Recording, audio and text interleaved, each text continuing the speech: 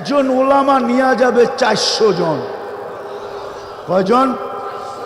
যাদের উপরে জাহান্নাম ওয়াজিব এমন লোকদেরকে 400 জন নিয়ে যাবে। একজন হাফেজ নিয়ে যাবে 10 জনকে। আমি হাফেজেরটা বাদই দিলাম, ওলামারটা ধরলাম শুধু। 77 জন পড়ে। তারপরও আমাদের কোটা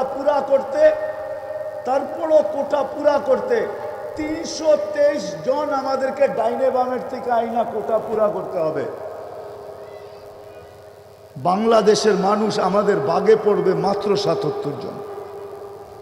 যদি আমার জাতি ওলামাদের পিছে চলতো, ওলামাদের সাথে চলত, ওলামাদেরকে মহব্বত করত, ওলামাদেরকে ভালোবাসত, এদের সাথে উঠা হইতো, বসা হইতো, এদের সাথে চলা হইতো, এদের সাথে ফিরা হইতো, এদের সাথে খাওয়া হইতো, এদের সাথে লওয়া হইতো, এদের সাথে ভালোবাসা